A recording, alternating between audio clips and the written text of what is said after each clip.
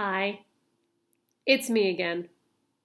I'm assuming that if you're watching this video, it's because you really want to see my face and hear my awesome voice telling you what to do, because otherwise you could just read the assignment. So I'm excited you took an extra minute to listen, to watch, and to respond. So let's get right down to business. Last week, you looked at a piece of art by Andy Goldsworthy. And Andy Goldsworthy is noteworthy because he doesn't take random things and put them together. He goes to an environment, finds things in the environment, and moves them around to create art. So he doesn't ever take a fork from inside a house and bring it outside and place it with a fork and a knife and 3 spoons on the ground to create art. He doesn't do that. He doesn't take things from outside and bring them inside to mold things together and make a sculpture or design. He doesn't do that either. He goes specifically to that place, finds those objects so that it is highlighting the beauty of that area in a different way.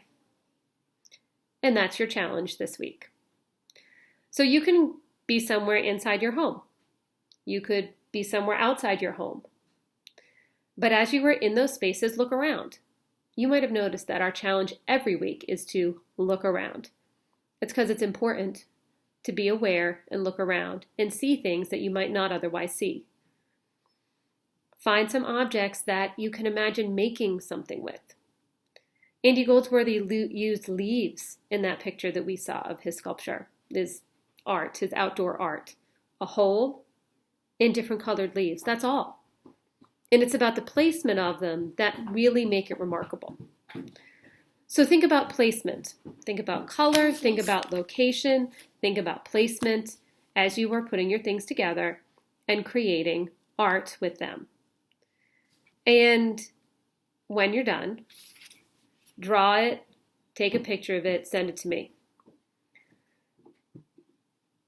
But let's be clear, you and I.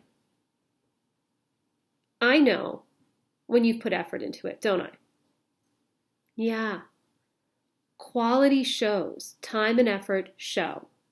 So if you just take some things and throw them together and say, oh, this is art, because you feel like you've seen something like that in a museum and Mrs. Shimko won't care, you're wrong.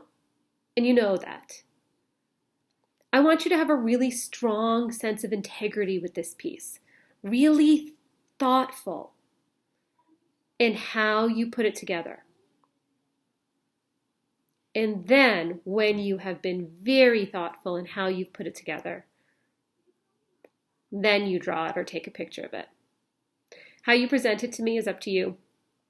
You really could just draw it, and you can draw it in the piece, in the assignment on Teams. You would have to do it in the app and not in the browser because the drawing tools don't work in the browser. But if you can't do it there, draw it on a separate piece of paper, add color if you want, really get the sense of what you made, and take a picture of it, and you can copy and paste it into the assignment itself, or do it with the Add Work button that's right below the name of the assignment. And if that doesn't work, you can send it to me. You don't have to do it multiple ways. Some people have been adding it to the assignment and SharePointing it to me. As long as you do it one of those ways, it's actually getting to me. I have not had any flukes with people's work not getting to me as long as they have done it one time, mostly because we're not using OneNote. And then I get to see it. And I'm really excited to see what you come up with. I'm not going to lie to you. I find this piece of art the trickiest, the most difficult to think about, because I'm much better at manipulating things that are disparate, things that don't necessarily go together to make them look like something. But finding things that kind of have a connection and then highlighting something different, it might be tricky. It doesn't mean it's not worthwhile. It's worthwhile. Taking your time, looking, being thoughtful, creating something, it's always worthwhile. So do that this week.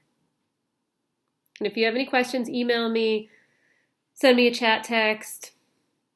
Email, what I mean, whatever works. I was about to say email again. You could email me twice, but you know what I'm trying to get at.